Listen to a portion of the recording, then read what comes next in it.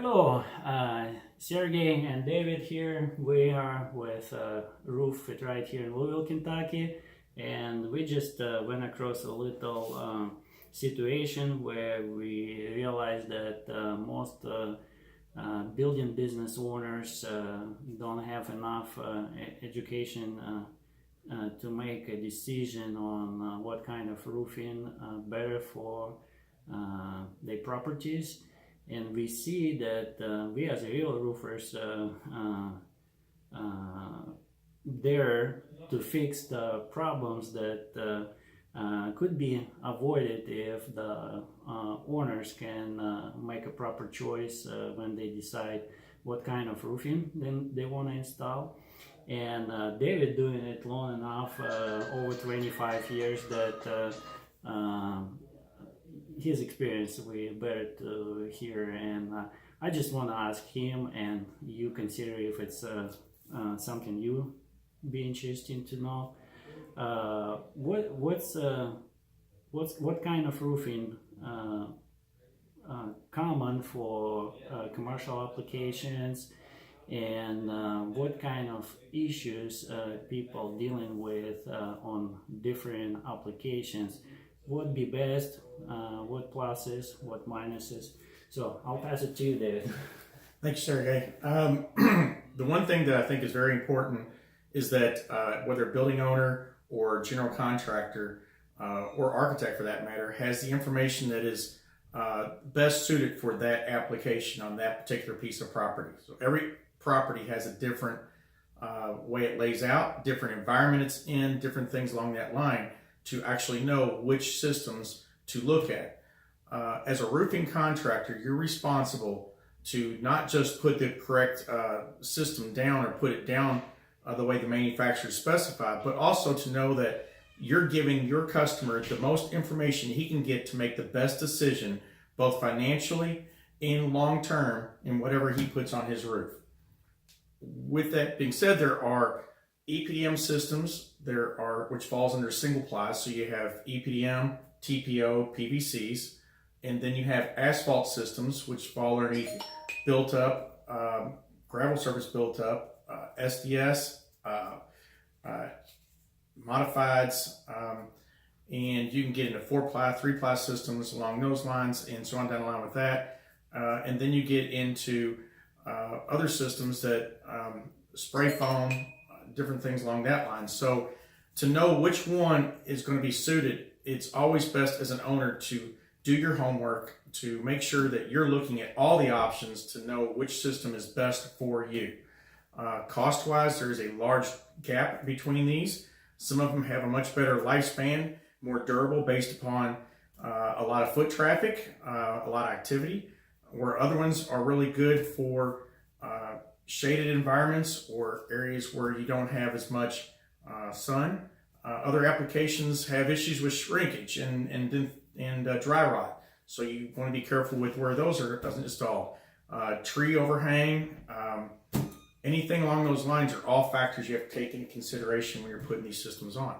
I was just sitting here running a pros and cons for EPDM systems. So on EPDM systems, as you can see, I've got a long list here of different things that make up the positives and negatives. And just to kind of go through some of these briefly, your cost is a huge factor. EPDM systems in the single ply realm are probably the most expensive system to put down because they're labor intensive. Where TPOs and PVCs require less, they're heat welded systems, so there's no maintenance unlike EPDMs. And then at the same time, the warranties, you can get a 20-year no dollar limit warranty on this as much as you can on PVC or TPO. This roof right here requires maintenance after so long because it is a glued system, where TPO and PVC systems do not. So once again, those systems are very user-friendly for people that don't want to have to keep reminding themselves or keep track of when their roof needs to have maintenance or come up and have it checked on a regular basis. Some systems like spray foam actually require you to come back out and do regular maintenance on it in order to maintain the warranty. Even some of the larger asphalt systems are the same way. If you don't have on record that you've had regular maintenance done, then they can technically void your warranty. TPO and PVCs do not fall under that realm, which is a huge advantage to those type of systems. So I think it's always important to make sure that you look at everything, all the options first. If it's suggested by an architect, by a general contractor, or by a building owner, that whoever it is, that they have all the information to make the correct decision for the best application on that customer's roof. That's pretty much, you cover pretty much everything, and it seems like, yes, there's a lot of different type of roofing. Hard to recommend one of them right away, but definitely we see advantage on single ply that have heat welded seams. Absolutely. Heat welded seams. And what's the warranty would be on what's some kind of important exclusion on the warranties, like if we're talking about rubber, EPDM, versus TPO, PVC? What's the biggest concern there? Well, I think there's a couple things. The first one is that you get a manufacturer warranty, not a contractor warranty, but a manufacturer. There's a lot of installations that are done where the contractors give a 10-year warranty or whatever the case may be, but there's no actual manufacturer to back that warranty up. So you want to go with this system where the manufacturer is given the warranty, then the contractor would give their warranty as an add to that. In that way, you're getting both covered, and you know that the roof system is being installed according to manufacturer specifications and with the right components.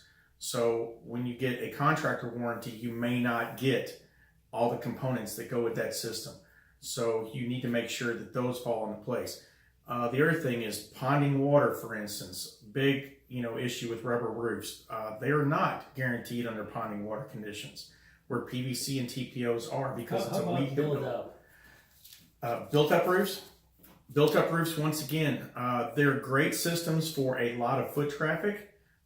If you have a lot of AC units on the roof and stuff like that, where you have people up there all the time, they're more durable.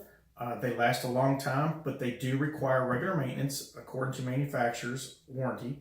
And they also, they're not that they asphalt. Not allow any water on it. Right, they cannot pond water, and refrigerant, grease, things like that are a detriment to asphalt roofs as well. So they do not hold up, which a lot of people on restaurants and stuff like that have these different roof systems, and the roofs actually get damaged because of the grease or refrigerant from the AC units that spills onto the roof. So there's so many things that, like I say, each contractor really needs to look at each application and say what is best for this person, and then worry about the dollar figure more so after the fact than the right application. To me, if you were to go out and sell a roof, your due diligence as a contractor is to give that person exactly what he needs. And if they do not accept that, at that point, it is their choice and not yours. You've done your due diligence to make sure that that person has all the information. If a contractor goes out and installs what a homeowner wants, a building owner wants, or GC wants, and they know that that is not the correct application for that, then you have to question whether or not that person or that company is a reputable company that will be around for any length of time. The good people, the good contractors out there, they know this stuff. They will put it out there in writing. They will make sure they back it up. And if they do something that is against what you would call industry standards, then they will let you know that, so that they're not held responsible for it any more than yourselves. And also, that another question pops here when we're talking about money, the price. What do we see? Where the biggest savings right now? Where people, what kind of system more affordable? And let's say at least 20 years that gives a warranty with the 20 years. Sure. Absolutely, hands down, TPO system, especially peel and stick TPO systems, are probably the most economical systems out there with the best warranty. I would say PVCs are right behind those. And then you can get warranties 20 and even 30 year on some items. But the fact is, once you add in your cost for your maintenance on a regular basis, are you really saving anything? If you have to have somebody come out every 2, 3, 4 years and do maintenance on your roof, then that has a cost to it. did that really save you anything when you put the roof on? So it's important to look at that and say which one is the best overall. PVC systems and TPO systems you can walk away from. You don't have to do any maintenance and still maintain that warranty on that roof, which is a great plus. By the way, what do you see? How old the TPO itself? What's the actual time frame? How much it's in the market roughly? TPOs are coming on really strong. Single plies in general. Asphalt's kind of getting phased out. So you're probably looking at TPO products taking over, I would say, a good 40% of the market at this point. So, and how many years, like last 10, 20 years, TPO in the market? TPO has been around since 1986 in the market. As far as the longevity of it, to sit here and say how long will they last, they say they will last 50 years plus. Obviously, if they've been around since 1986, it's hard to sit here and say that they will for sure. But I can tell you that almost all these products started out in Europe, where the lifespan of them was much higher before they even reached the U.S. So the fact that those countries were using these products well before the United States was tells you that they have durability and lifespans that will definitely reach out there a lot longer than what the warranties are stated. Okay, and then to make it clear, PVC, that sounds like it's been longer in the market, right? It has. PVCs have been in the market for about 40 years, it's a little over 40 years regularly. Where TPOs, like I say, they came in 86, so they're just a little bit behind. I think 33 versus 40, but it's still been in the system in the country for quite a while. The big thing is coming across to the United States, they have to follow the guidelines of the EPA standards, which may be different than they are in Europe. So formulas have to be modified to fit the EPA standards. So that's one of the reasons that it took a while for those products to actually come to the United States and for them to actually be usable in the market. So cost-wise, TPOs, if you sit there and did them on a dollar figure, you're probably looking at, just as a throwing out, if TPO systems cost you $600 a square, then you're talking PVC systems are probably $750 a square, and then you get up to built-up roofs, you're pushing $1,000 to $1,250 a square, and then metals and stuff like that. So foam roofs are the less expensive, but the bad thing about foam roofs is their cost comes on the tail end. A lot of people like to use those on systems where they're going to be selling a property because it can be put down and then sold, and it's very economical. But maintenance on those things are very time consuming, and you have to do those very, very regularly. And at the same time, they can come with 20-year warranties, but the repairs and maintenance have to come with it. And tear off of those gets into an EPA issue where if you try to tear it off, it becomes like floating popcorn in the air. So you've got to be able to contain it. So your cost comes on the tail end. So I always tell people foams, the other thing that happens is foam falls into a funny category because when it's convenient to call it a insulation, it can be applied to a roof as an insulation, but then it can also be applied and called a roof. So the big question is it a roof or is it an insulation? So there's a very fine line there, and there's often the industry is very hard to define where that line is.